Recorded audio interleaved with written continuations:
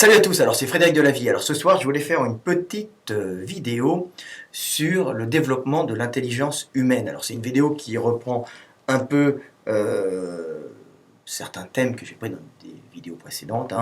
Bien sûr je ne peux pas innover en permanence, mais là je vais quand même faire une petite innovation où je vais plutôt faire cette vidéo pour faire une petite contradiction sur des théories de chercheurs sur l'évolution humaine. Alors on entend souvent que le développement de l'intelligence humaine est principalement dû à l'entrée en savane et surtout au fait d'être passé à un régime plus carnassier avec plus de viande. On était frugivores, feuillivores, végétariens, principalement en forêt, nos ancêtres, qui mangeaient occasionnellement un peu de viande, comme les chimpanzés pourraient manger un peu de galago, des fois des insectes, et que le fait de passer en savane nous obligeait à manger plus de viande, effectivement. Il n'y avait pas d'autre possibilité, comme je l'ai expliqué dans d'autres vidéos.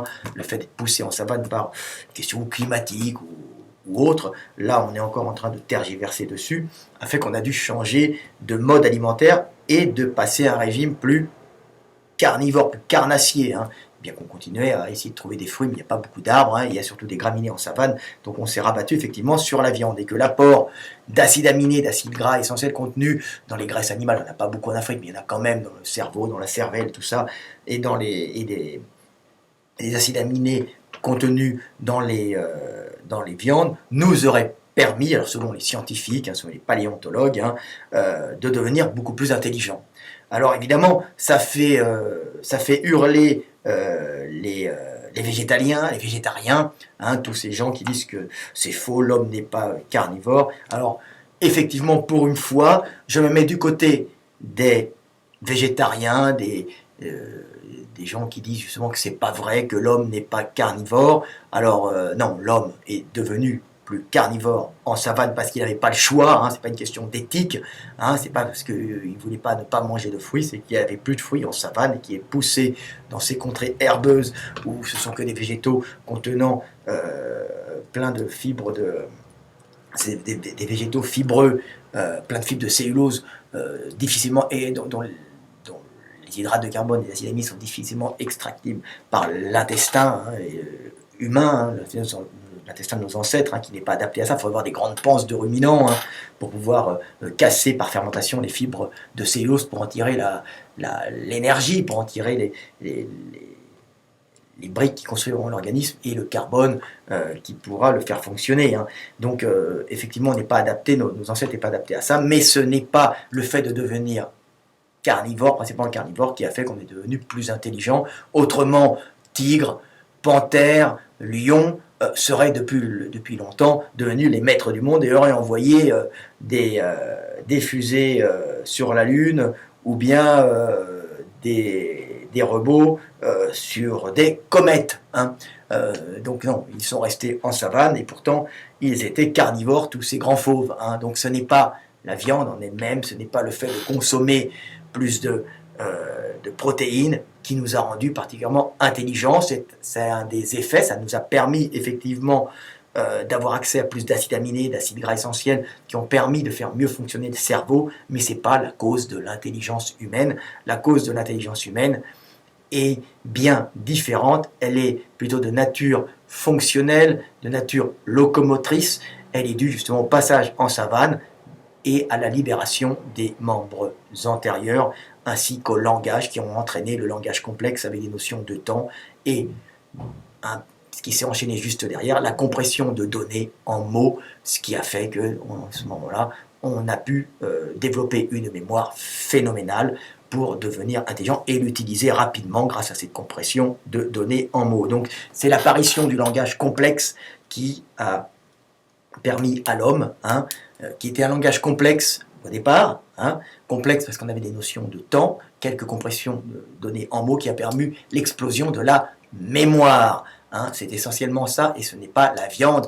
Donc mes amis végétariens ont raison dans ce domaine-là. La viande n'a été que le combustible pour pouvoir accélérer ce développement, mais sans le langage, même sans l'apparition du langage et sans la bipédie, on ne serait pas devenu très intelligent, ou du moins une intelligence humaine si particulière, avec cette conscience qui nous permet de nous interroger sur nous-mêmes, hein, de parler au passé, au présent et au futur, nous sommes les seuls animaux à le faire, hein, et d'envisager l'avenir, de se souvenir du passé par la parole, par les mots, et de construire notre histoire, de se remémorer notre histoire, et de communiquer aux autres notre passé, et d'envisager l'avenir avec les autres. Donc on est devenu un animal historique. Donc comment ça s'est passé, ce développement de l'intelligence humaine? Tout simplement, je vais la refaire, parce que je la fais souvent. Elle est fondamentale dans la compréhension de l'espèce humaine, dans la compréhension de ce que nous sommes vraiment, dans la compréhension de Dieu aussi. Hein, comme j'ai dit tout le temps, Dieu est apparu à Moïse, hein, la première fois sur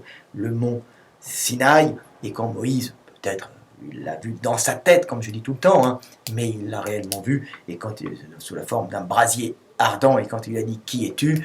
Dieu lui a répondu « Je suis celui qui est », c'est-à-dire le verbe, la conscience d'être, la capacité de dire « Je suis hein », ce que les animaux n'ont pas la capacité d'être, même de faire, même s'ils ressentent, ils ressentent leur existence, mais ils n'ont pas la capacité de l'exprimer en tant que le moi, je suis moi, Médor, le chien. Non, ça, c'est l'homme qui peut dire je suis moi, Martin, le concierge, ou je suis moi, Nicolas, le président, ou je suis moi, François, le président. Hein.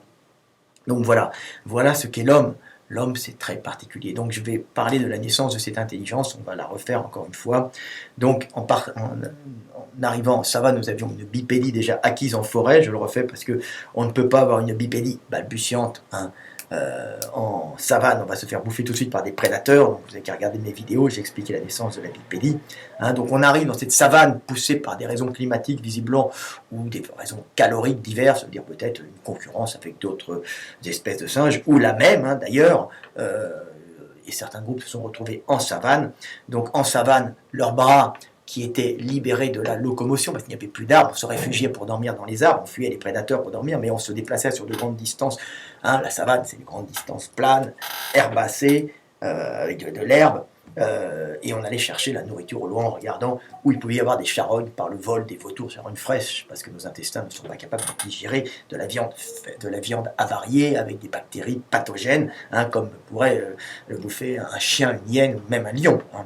Donc nous, on est obligé de bouffer de la viande fraîche et de se nourrir de petits oiseaux restés au sol, d'œufs, éventuellement de fruits dans les quelques arbres, dans les savanes arborées, avec quelques arbres, et puis on utilisait ces arbres, on allait d'arbre en arbre, on faisait des fois des kilomètres à pied, la journée quand il n'y avait pas de prédateurs, c'est pour ça qu'on est devenu tout noir, on a perdu nos poils, et on s'est mis à transpirer à grosses gouttes, hein. C'est un système de thermorégulation extrêmement efficace, qui nous permettait de marcher en pleine journée au moment où les fauves dorment sous les arbres parce qu'eux n'ont pas le même système de thermorégulation. Donc on a adapté un système de thermorégulation pour fuir les prédateurs. Donc on était dans cette grande savane, les bras pendouillants le long du corps, et nos bras servaient d'indicateurs, ça veut dire qu'on était là, on marchait en savane en groupe de mâles, les femelles restaient près des arbres, je l'ai expliqué dans une autre vidéo très intéressante que vous pourrez suivre sur la naissance de la répartition des tâches entre l'homme et la femme, hein. Ça vient de la savane tout ça. Et alors que vous verrez mes vidéos. Hein. Donc on était là en groupe de mecs, hein, des fois avec des femmes aussi, et on avançait en pleine savane, c'était l'époque des australopithèques, nos ancêtres, hein, et on marchait là en savane, sur nos deux pattes, nos bras pendouillants, et là on indiquait les directions, et quand on voyait un truc dangereux, on indiquait là-bas, on indiquait le passé, on faisait comme ça pour indiquer le passé, on faisait comme ça pour indiquer d'où on venait, et comme ça pour indiquer où on allait, donc on mettait un son, on mettait « ah, ah, ah, ah ». Je viens, c'est le passé, oh, oh, oh, oh, je vais, c'est le futur. Ensuite, on enlevait les gestes, on n'avait plus qu'à dire ah, ah, ah, le passé, oh, oh, oh, le futur. On disait par exemple ah, ah, ah, ça voulait dire il y avait un fauve. Donc c'était très rudimentaire au départ, mais ça a permis d'avoir des notions de temps dans le langage, ce qui nous a donné une avance phénoménale sur les autres animaux, sur les autres êtres de la création. Je rigole, c'est pour faire plaisir aux créationnistes, mais effectivement, moi je suis évolutionniste créationniste, je suis pour faire plaisir à tout le monde. Je pense que le monde est une création divine, mais une création divine évolutive, qui part du Big Bang pour arriver à la conscience humaine et qui va continuer ensuite. Donc voilà, donc le langage naît en savane par justement la libération de ces bras qui permettent d'indiquer les directions. On met des mots sur des indications directionnelles qui indiquent d'où l'on vient, où l'on va, on enlève les gestes, il reste les mots, et on se retrouve avec dans le langage des notions de passé, de futur, qui nous permettent, dans notre pensée, de remémorer les actions passées en disant, en pensant à ce moment-là en son, ah ah ah ah, on pense en son au lieu de penser avec tout le système sensoriel qui utiliserait beaucoup de mémoire, on va commencer à stocker des données en son, hein, et à ce moment-là naissent les mots. Hein. Donc on a des notions de temps dans le langage qui nous permettent de communiquer entre nous, d'envisager notre futur, hein, de créer notre histoire, hein, et de se remémorer notre histoire, et justement de permettre d'apprendre aux autres ce qui s'est passé grâce à ces notions de temps dans le langage dû à la libération de nos bras, ces objets qui indiquent merveilleusement les directions, et en indiquant la flèche du temps, on indique le passé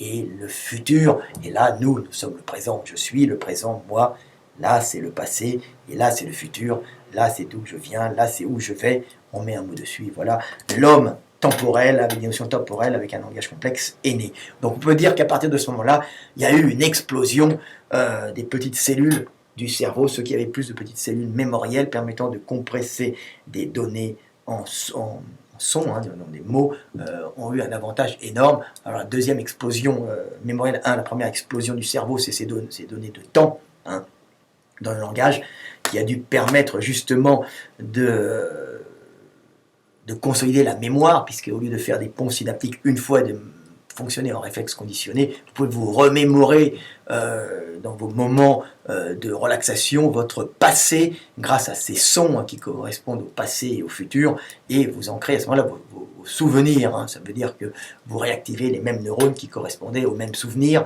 grâce à ces notions de temps qui vous permettent d'accéder au passé. Hein. Donc vous avez un mot, un son magique, hein, une porte temporelle, hein, qui sont deux sons, qui sont le passé, j'étais, je serai, qui vous permettent d'aller dans le futur hypothétique, mais futur peut-être réel, et de retourner dans le passé avant qu'il ne s'estompe et qu'il ne disparaisse. Donc ça permet à ce passé de se maintenir dans votre crâne, rien qu'en y pensant par ce petit mot, hein, ce petit son, ces petites voyelles, ces petites éructations que vous pensez, hein, qui vous permet de revenir en arrière et d'ancrer vos souvenirs, de les refaire à chaque fois, de les recréer ces ponts synaptiques entre ces neurones qui correspondent à cette vision du passé que vous aviez. Donc voilà, ça c'est la première étape qui a fait exploser le cerveau. La seconde étape qui a fait exploser l'intelligence aussi et le développement de notre cerveau, c'est la compression généralisée de données en mots. Alors comment cette compression de données en mots s'est faite? C'est simple. Elle s'est faite parce qu'elle ne pouvait que se faire de cette façon. Hein. C'était une évolution fabuleuse dans l'homme, c'est ce qu'on peut appeler dans l'évolution humaine, dans l'évolution de la vie. Hein. Ça s'appelle le libre arbitre, c'est le libre arbitre des religions. Alors on dit qu'est-ce que le libre arbitre? Tout simplement le libre arbitre, c'est le fait de ne plus penser en réflexe conditionné et de penser en mots, ce qui vous permet d'optimiser vos chances de survie en multipliant vos possibilités d'action, ce qui est troublant pour les prédateurs qui veulent vous agresser ou pour vos proies que vous pouvez surprendre, hein, en allant à droite ou à gauche. Donc elles ont l'habitude d'avoir des prédateurs qui fonctionnent en réflexe conditionné et nous fonctionnons au libre arbitre. Alors quelle différence entre le réflexe conditionné et le libre arbitre? Tout simplement, c'est que le réflexe conditionné est un système extrêmement efficace qui marche quand il n'y a pas de compression de données en mots. Pourquoi? Parce que si vous êtes un animal, vous voulez à ce moment-là avoir plusieurs solutions quand vous agissez, vous êtes obligé de vous remémorer rapidement, vous êtes obligé de mémoriser les actions que vous allez faire pour éviter un prédateur. Par exemple, un lion arrive, hein, donc vous êtes obligé de penser le lion, et puis là vous êtes obligé de penser, de regarder à droite, de regarder à gauche, de visualiser, de ressentir tout ça, et de visualiser les actions futures que vous allez faire. Donc visualiser l'action future que vous allez faire en partant à gauche, vérifiez ça, donc vous visualisez ça, et vous êtes obligé de le visualiser avec tous vos sens. Donc vous êtes obligé de penser le chemin, de penser les pierres qu'il y a sur le chemin, de penser le vent, de penser à éviter l'odeur. Donc c'est trop lourd à gérer de visualiser, de ressentir avec ces 5 sens les actions que vous allez faire, et le temps de les penser, hein, si vous réfléchissez, vous allez vous faire dévorer par le lion. Donc qu'est-ce qui se passe dans la nature en général? Donc vous voyez un lion, vous partez à droite, si vous partez à droite et vous vous faites bouffer, vous n'allez pas mémoriser cette action, vous allez crever. Tandis que si vous partez à gauche, le lion, lui, et il ne va pas vous suivre parce qu'il a pensé vous partiez à droite, vous allez partir à gauche à certaines vitesses, hein, vous allez partir d'un seul coup, ben, l'action que vous avez faite, hein, l'action instinctive quasiment que vous avez faite, vous avez bien ressenti, vous êtes parti sans y réfléchir réellement, vous l'avez faite, et elle vous a sauvé la vie, et sous l'effet du stress, des molécules de stress, hein, des molécules d'adrénaline, hein, vous allez mieux mémoriser cette action que vous avez faite et qui a été salvatrice, qui vous a sauvé, et après, les molécules que vous avez sécrétées pendant le stress vont se fixer sur les petits neurones qui ont fonctionné pendant cette action, et quand vous allez vous reposer, ces petits neurones qui étaient pleins de molécules traçantes, qui étaient dessus, des molécules d'adrénaline par exemple, plutôt des molécules, plein de molécules assez complexes, qu'on ne connaît pas toutes, hein, mais qui sont des traceurs, ben, à ce moment-là, ces molécules vont permettre à nos petits neurones de refaire des connexions synaptiques pendant votre repos pour ancrer encore plus puissamment ce souvenir d'une action passée salvatrice, hein, qui vous a sauvé la vie, pour en faire un réflexe conditionné. C'est ce que les sportifs utilisent, hein, souvent pour être performants, c'est-à-dire qu'ils ne pensent plus leur action, ils l'ont en réflexe conditionné, d'où l'intérêt des actions répétitives qui permettent de consolider des ponts synaptiques entre des neurones, vous permettant d'être plus efficace pendant une action sans perdre de temps la réflexion, donc d'être dans le mouvement et dans l'enchaînement parfait, hein, pour pouvoir réaliser une action coulée, hein, sans penser, sans arrêt, donc être meilleur, pouvoir réaliser la meilleure performance. Donc voilà, ça c'est un réflexe conditionné. Alors c'est extrêmement efficace, sauf qu'il y a encore plus efficace pour troubler un prédateur qui vous attaque, c'est la compression de données en son, c'est les mots, c'est le langage. Au commencement était le verbe, et c'est de là que naît l'humanité, la grande humanité, hein, et c'est de là que l'explosion du cerveau, on arrive avec un énorme cerveau. Pourquoi?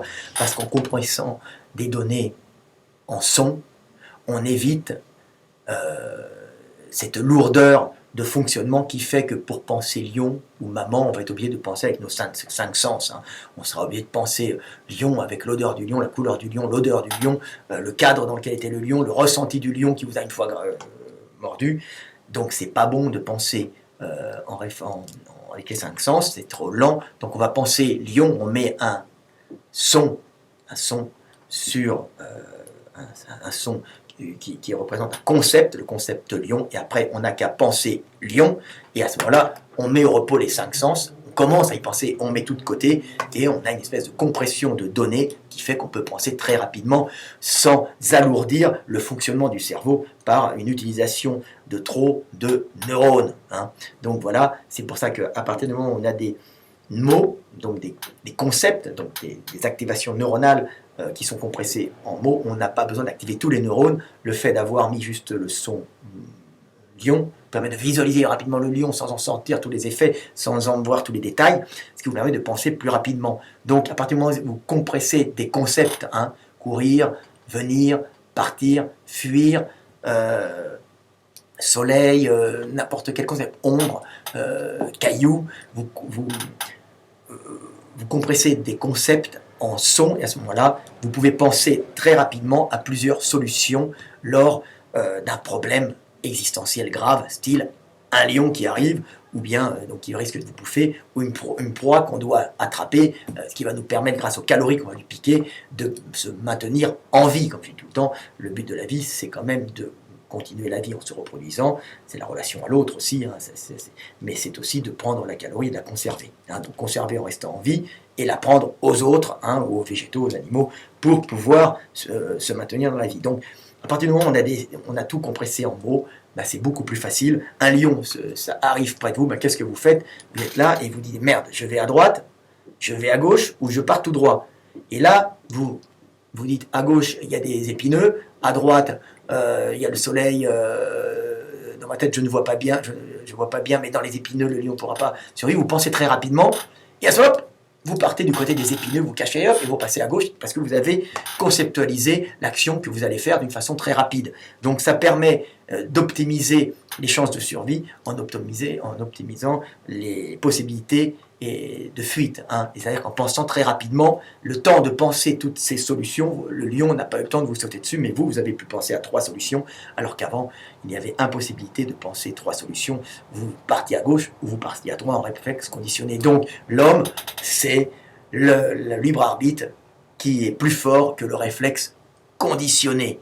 C'est aussi le réflexe conditionné, mais le libre arbitre, c'est ça qui a donné cette supériorité terrifiante aux hommes sur le reste de la création du règne animal, en troublant le prédateur qui se trouvait avec une proie humaine imprévisible, puisqu'il avait le libre arbitre. Il pouvait choisir de partir à droite, à gauche, devant, derrière, puisqu'il réfléchissait à ses actions qu'il allait faire, réfléchissait rapidement, alors que les animaux réfléchissent, mais ils ne peuvent pas réfléchir pendant l'action, ils réfléchissent après, ça prend trop de temps.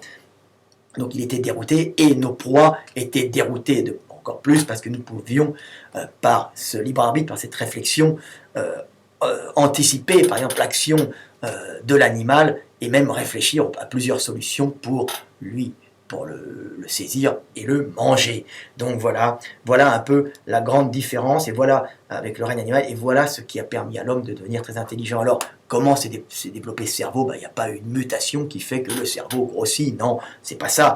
Il se fait qu'il y a des petits, au niveau génétique, alors c'est un terme fourre-tout, génétique, mais il y a des petits activateurs de croissance. Celui qui avait un activateur de croissance, par exemple des neurones à tel endroit de la cervelle, qui a fait qu'il avait plus de neurones, pouvait y caser plus de cellules pouvant être utilisées pour mémoriser des données qui comprimaient, des données mémorielles de la mémoire, qui comprimaient en son ensuite par son système cérébral, lui permettaient d'être utilisées très rapidement. Donc le cerveau a grossi, parce qu'il pouvait à ce moment-là stocker de la mémoire utile, car rapidement utilisable, alors que chez les animaux, une grosse mémoire est inutilisable, car non comprimée en mots, elle devient inutile et il vaut mieux fonctionner en réflexe conditionné.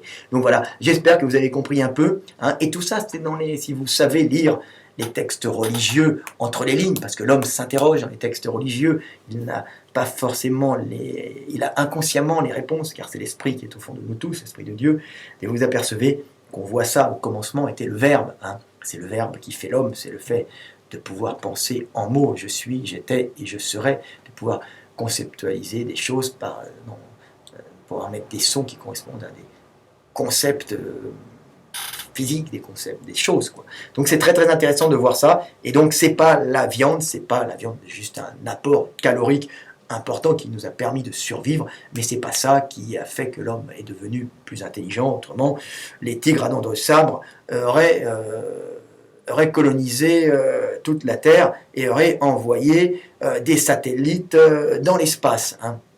Et ce serait actuellement des tigres ou des fauves qui seraient en train de parler sur Internet. Donc non, c'est pas la viande qui nous a rendus intelligents, c'est juste de l'énergie qui nous a permis de construire notre cerveau, mais ce qui nous a rendus intelligents, c'est la libération des bras, la libération des mains, et qui nous a permis d'avoir des notions de temps, et ensuite la compression de concepts en mots, qui nous a permis d'avoir une mémoire rapidement utilisable, et dans ce cas-là, ça a permis le développement de la mémoire avec une sélection des individus qui avaient le plus de petites cellules nerveuses à tel ou tel endroit du cerveau, et à la fin on avait un cerveau qui était de plus en plus gros parce qu'il était utile d'être gros, alors qu'un gros cerveau n'est pas utile si on peut utiliser sa mémoire. Voilà, 23 minutes, je fais des redites tout le temps, mais ce que je dis est fondamental, aucun chercheur ne vous l'a dit, ça vient de très loin, ça ne vient pas de moi, ça vient du fin fond de l'univers, ce que je vous raconte. Alors on peut me prendre pour un fou, mais